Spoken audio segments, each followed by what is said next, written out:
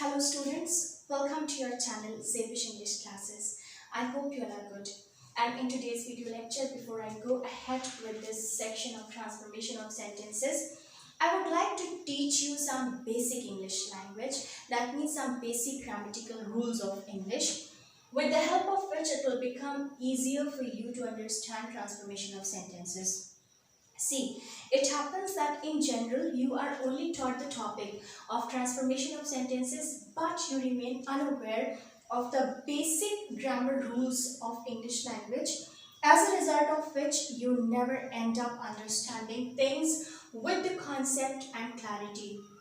So I want to explain you everything from the very beginning of English language so that there is no problem in understanding the concepts and you always remember these rules. So I promise you that I'll teach this topic, transformation of sentences, and every other topic of grammar in the best possible way. So please subscribe to my channel and remain connected with me so that you keep on getting all the videos and you keep on learning. So the very basic thing that I am going to teach you today in this video lecture is parts of speech. Actually what happens, किसी भी अच्छा, before I go ahead, एक बात और, that this language, this particular video lecture is not particularly for ICSE, ISC students or for CBSE or for anyone particularly. It is for everyone, all those who are interested in learning English language, either to speak good English or to write grammatically correct English or to prepare for their academics like CBSE, ICSE and ISC, and also the ones who are preparing for some competitive exams can take this video as a great help for themselves. So all of you are invited and can go through this and can learn a lot. So parts of speech, यहाँ पर I'm going to tell you first. तो parts of speech से समझिए, और ICSE ISC वाले बिल्कुल ना सोचें कि ये उनके लिए नहीं है या फिर ये वो चले जाए यहाँ से स्विच करके, क्योंकि ये उनके लिए तो सबसे ज़्यादा इसलिए है क्योंकि अभी तक उनको वो स्कूल में कोचिंग में सिर्फ एक टॉपिक पढ़ते हैं, ट्रांसफॉर्मेशन ऑफ सेंटेंसेस, और उन्हें इस टॉपिक से रिलेटेड जो दो चार टॉपिक्स हैं दो चार ही पढ़ाए जाते हैं जनरली, जबकि ट्रांसफॉर्मेशन ऑफ सेंटेंसेस अपने आप में बहुत बड़ा टॉपिक है और इसको सही से पढ़ने के लिए कि आप एकदम परफेक्ट मास्टर हो जाए इसमें, जिसके बाद आप हर तरह का ट्रांसफॉर्मेशन सॉल्व कर लें, इसके लिए आपको बेसिक ग्रामर से समझने की ज़रूरत होती है जो कि कहीं नहीं समझाया जाता. So I think if you have already understood तो बहुत अच्छा है, well and good, but if you think that you need to learn this and this is something which can help you anyway, so you are very much welcome here. So parts of speech here. अब जैसे मान लीजिए कि parts of speech होता क्या है, पहले चाहे कोई भी भाषा हो, इंग्लिश हो, हिंदी हो, अगर आपको कोई भी लैंग्वेज, कोई भी भाषा जब आप बोलते हो उसमें, तो आप एक सेंटेंस बोलते हैं या आप कह सकते हो कि आप एक स्टेटमेंट, एक वाक्य बोलते हैं, है ना. मान लीजिए हमने कहा सीमा इज अ ब्यूटीफुल गर्ल. अब ये सेंटेंस हमने बोला, तो इंग्लिश हम बोल रहे हैं, इंग्लिश लैंग्वेज का यहाँ पर यूज़ कर रहे हैं, तो इंग्लिश बोले या हिंदी बोले, कोई भी लैंग्वेज जब हम बोलते हैं तो उसमें हम एक सेंटेंस बोलते हैं, एक एक सेंटेंस करके अपनी बात को कहते हैं. अपनी बात को कहने के लिए अल्फ़ाबेट्स से वर्ड्स बनते हैं, फिर ग्रुप ऑफ वर्ड्स जो एक मीनिंगफुल बात को कन्वे करें, एक मीनिंगफुल मैसेज दें, वो सेंटेंस कहलाते हैं. तो हम सेंटेंसेस जो बोलते हैं वो ही लैंग्वेज होती है. तो एक लैंग्वेज को समझने के लिए हम सेंटेंस से समझना स्टार्ट करें कि एक सेंटेंस जो होता है वो कितना ग्रामेटिकली करेक्ट है या उसे कैसे लिखा जाता है, उसमें क्या क्या बोला जाता है. इसी तरह हम किसी लैंग्वेज को समझ सकते हैं. तो हम इंग्लिश लैंग्वेज की बात कर रहे हैं, तो इंग्लिश लैंग्वेज में भी हम सेंटेंसेस बोलते हैं और वही सेंटेंसेस हमारी बात को कन्वे करते हैं. तो हम एक सेंटेंस को लेकर समझते हैं इंग्लिश लैंग्वेज को. जैसे यहाँ पर हमने सेंटेंस लिया, सीमा इज अ ब्यूटीफुल गर्ल। तो अब हम इसमें देखेंगे कि पार्ट्स ऑफ स्पीच क्या है और ये भी समझेंगे कि हम इसे पार्ट्स ऑफ स्पीच क्यों कहते हैं। एक्चुअली स्पीच का मतलब हो गया सेंटेंस। हमने अपनी एक बात को कहा, एक सेंटेंस को बोला, उसको आप स्पीच कह सकते हैं। पार्ट का मतलब होता है कि उस सेंटेंस के पार्ट्स। एग्जाम्पल, एक क्लासरूम है जहाँ पर 10 स्टूडेंट्स हैं, तो इसका मतलब वो जो क्लासरूम है उसमें 10 स्टूडेंट्स बैठे हैं और एक टीचर है। तो वो जो स्टूडेंट्स हैं, 10 स्टूडेंट्स और टीचर, वो सब क्या हैं? वो सब पार्ट हैं उस क्लास का। Suppose this is 12th standard, so 10 students and that teacher who is teaching in the class, they are parts of that particular standard, 12th standard. वो उसके parts हैं। बिल्कुल उसी तरह से यहाँ पर ये सारे वर्ड्स को मिला करके ये सेंटेंस बना है। क्योंकि इन वर्ड्स को मिला करके, इनको कंबाइन करके ये सेंटेंस बना है, इनसे बना है, तो ये सारे वर्ड्स जो हैं वो इस सेंटेंस का पार्ट है।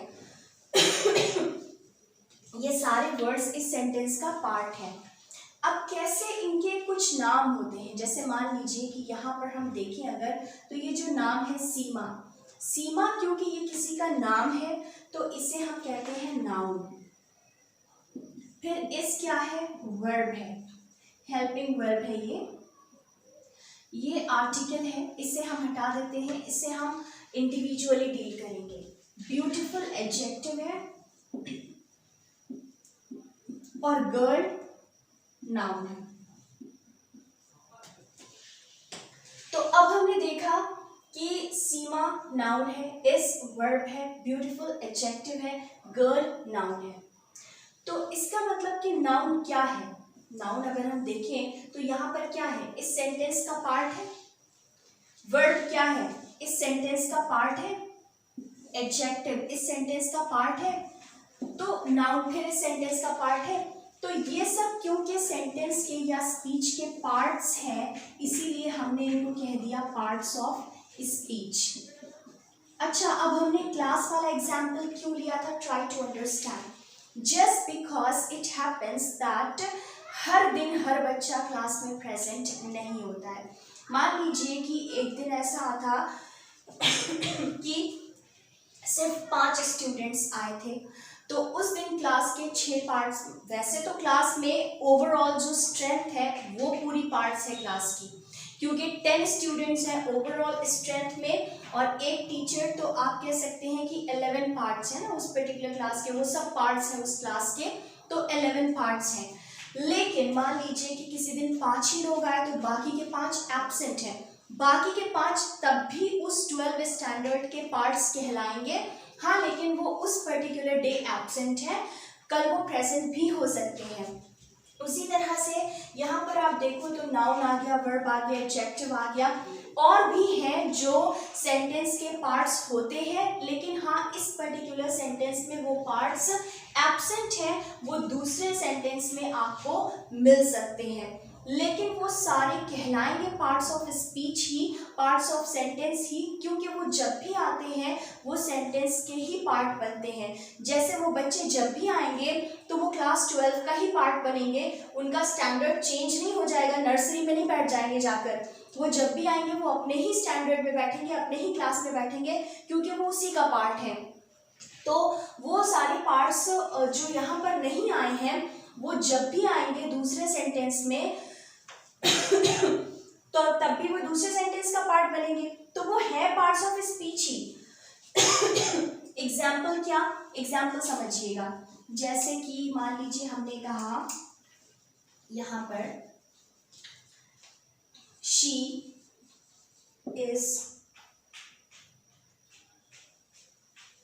Very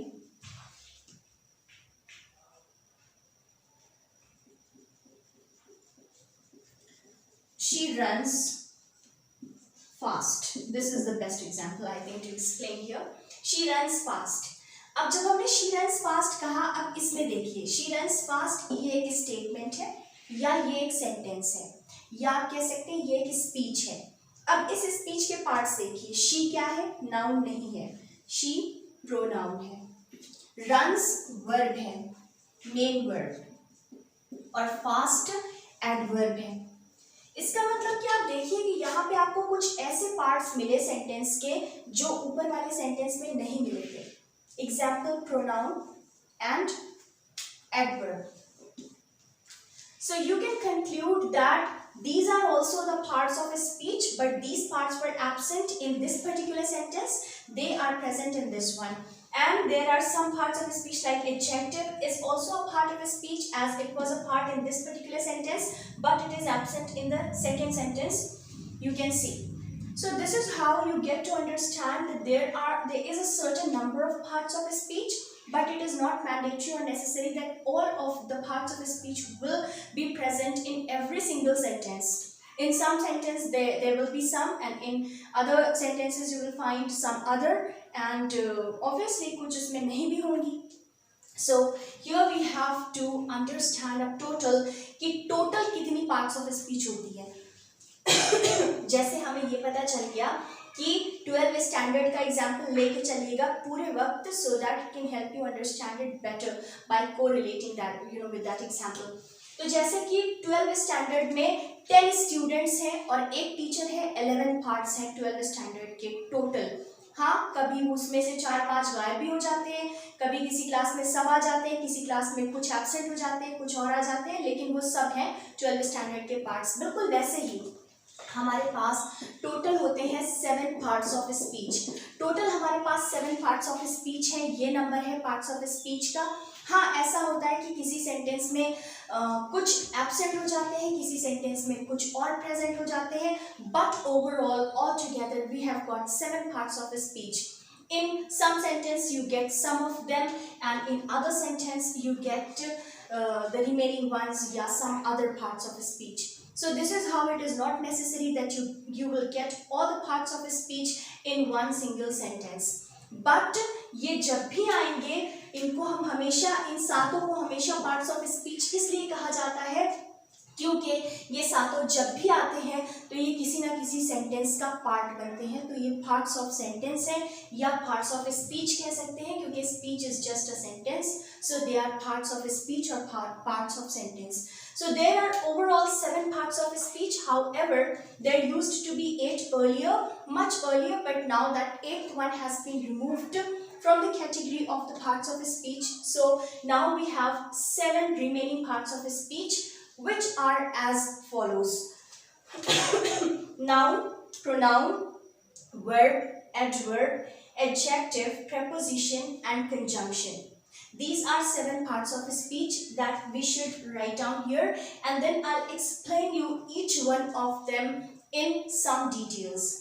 Now you may think कि ये सब तो हम पढ़ चुके हैं कि नाउन जो है किसी इंसान और व्यक्ति वस्तु सबके नाम को कहते हैं, प्रोनाउन क्या है, but I will explain that to you in just one single word so as to clear all your confusions which might be there, और फिर धीरे धीरे हम आगे बढ़ते रहेंगे. I hope you guys are understanding this much.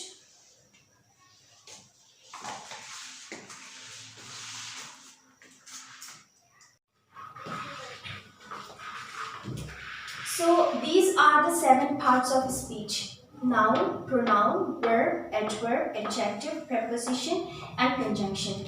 Now we have to understand what are these parts of speech and what are they doing actually. For example, noun. We all know, I understand, I know that all of us know कि noun क्या होता है. Noun is a name of a person, place or thing. हमने अब तक इस तरह से पढ़ा है, but हम कहते हैं कि noun को आप इस तरह इतना डिटेल में मत पढ़िए. सिंपल जान लीजिए कि noun एक नाम देने वाला शब्द है. It is a naming word जो किसी को भी नाम दे.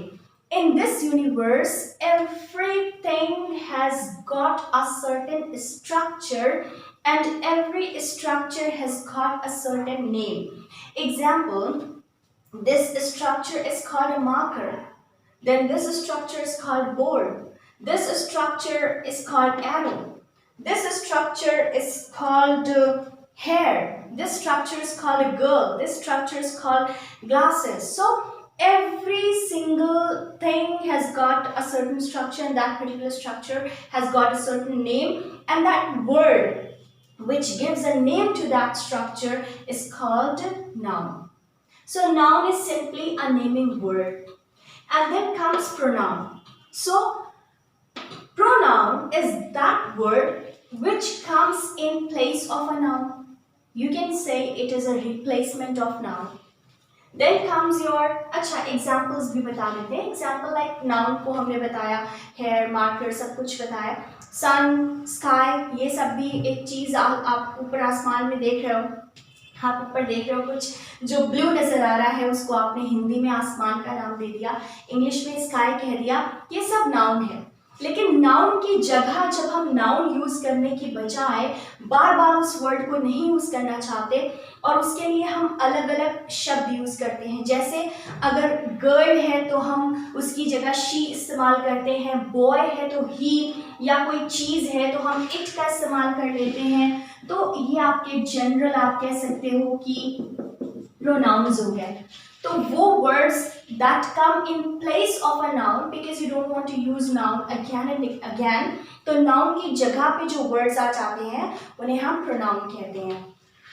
Then verb. वर्ब क्या है? वर्ब एक एक्शन वर्ड है. एक्शन वर्ड का मतलब है जो किसी एक्शन को शो करता है, या आप इसको कह सकते हैं डूइंग वर्ड्स. कोई भी काम करना वो वर्ब होता है.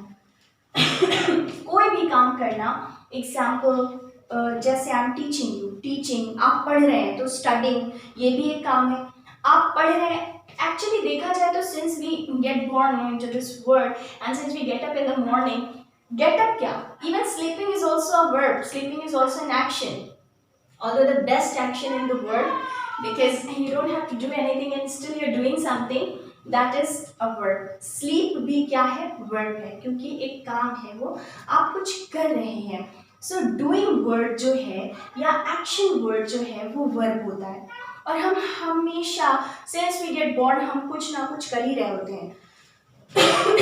यहाँ तक कि हम सो रहे हैं तो स्लीप भी एक वर्ब है, एक एक्शन है, एक जो कि हम कर रहे हैं, हम सो रहे हैं, तो that is an action, that is a doing word.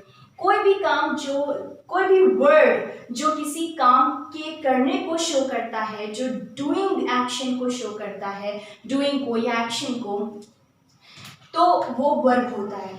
और वर्ब की इंपॉर्टेंस आप समझ सकते हैं, क्योंकि वी गेट बॉर्न. बॉर्न भी अपने आप में एक वर्ब है. और तब से लेकर खाना पीना, सोना, चलना, बात करना, पढ़ना, पढ़ाना, बोलना, everything is a verb. So we have been doing something or the other every moment of our life. Even when we die, that dying is also a verb. So verb is so important because every single moment we are doing something. And doing words or action words are called verb. And then here you need to understand वो word जो verb में कुछ add कर दे. इसका नाम ही बहुत अच्छा है, एडवर्ब. जो वर्ब में कुछ ऐड कर दे वो एडवर्ब है. एग्जाम्पल, अच्छा इसको हम कह सकते हैं डिस्क्राइबिंग शब्द है, ये describing word. And adjective is also a describing word. So what happens here, students get kind of confused. The difference, you know, they are not able to understand what is the difference between an adverb and adjective. What are their roles? क्या roles हैं? Adjective क्या है और adverb क्या है? Adverb और adjective दोनों ही describing words हैं, दोनों ही describe करते हैं, लेकिन किसको describe करते हैं ये फर्क है. जैसे कि नाम से ही आप समझ जाओ, adverb, इसका मतलब जो वर्ब में कुछ ऐड करे वो एडवर्ब है. इसका मतलब adverb is a describing word which describes a verb.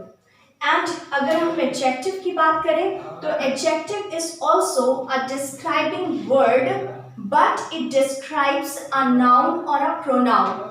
So the words that describe a noun or a pronoun are called adjectives. This is the difference between an adverb and an adjective. Okay?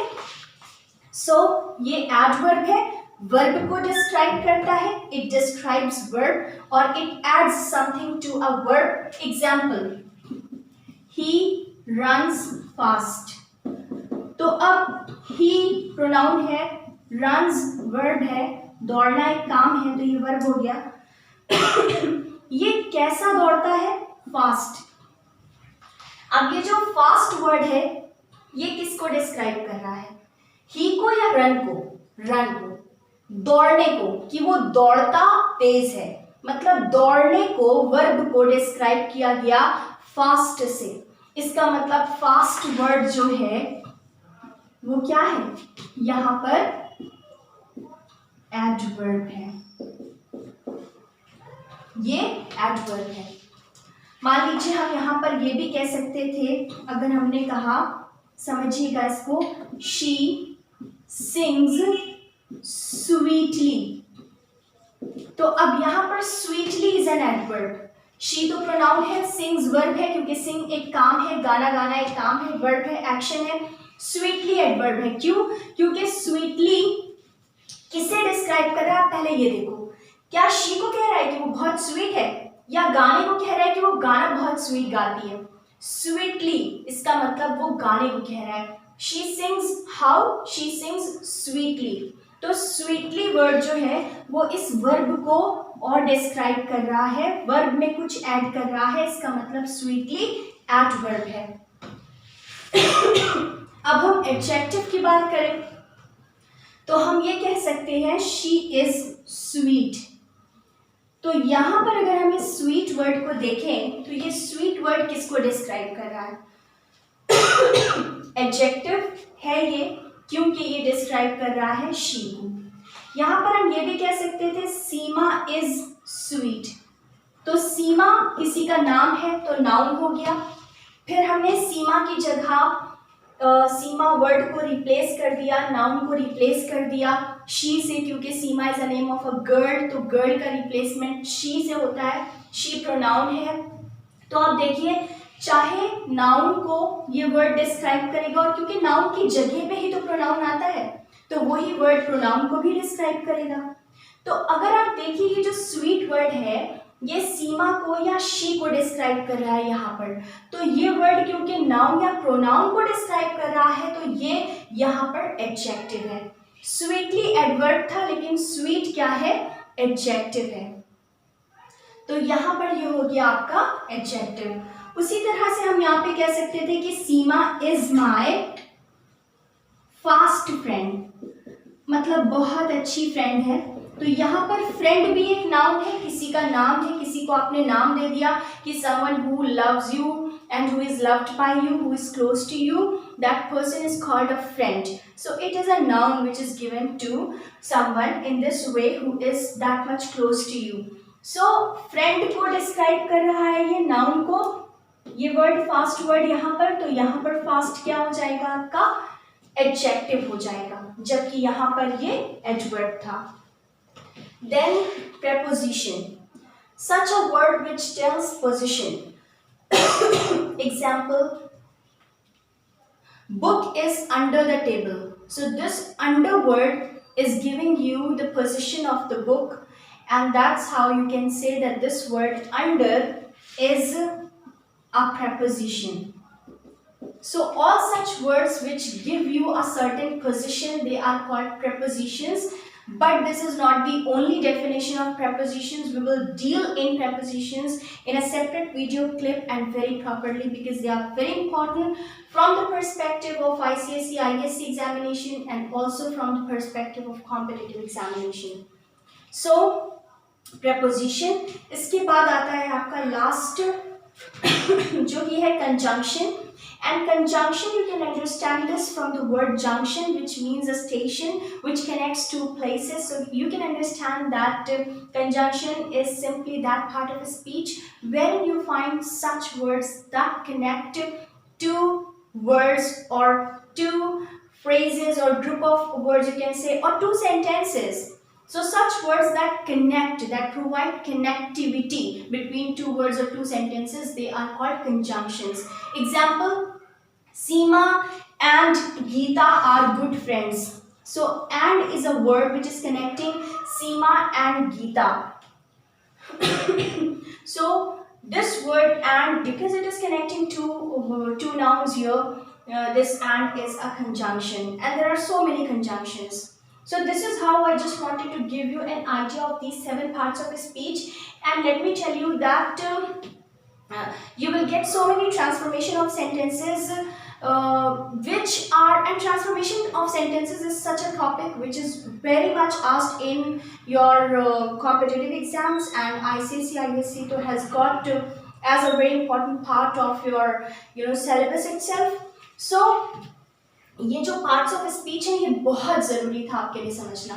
Once the concept of parts of speech is clear to you, it will be very easy for you to do your transformation of sentences further. जैसे कि अगर हम लोग एक transformation of sentence का नाम लें जिसका नाम है degrees of comparison. So degrees of comparison is that transformation of sentence whose base is from one of these parts of speech, and that is none other than adjective. So जो एक topic है transformation of sentences का, degrees of comparison, वो आपका base उसका जो है वो एडजेक्टिव से है. So अब आपको डिग्रीज ऑफ कंपैरिजन समझने के लिए you should know what is an adjective, and to understand adjective you should know what is a part of a speech. So once you know what are parts of a speech, what is a part of a speech basically, then an adjective is a part of a speech. So what is adjective? Then how is adjective gonna give you this transformation of sentence called degrees of comparison? Everything becomes a kind of a link for you, and you get to understand them conceptually, and everything gets clear to you forever. So I think I'll go ahead in this way itself for today's video lecture. I'll wind it up here, and I hope you understood at least something, and I'm sure you must be knowing a lot of things from this already, but I just to try to give you a new perspective to understand them and to connect them with the topics that we will study further ahead. So thank you so much for watching.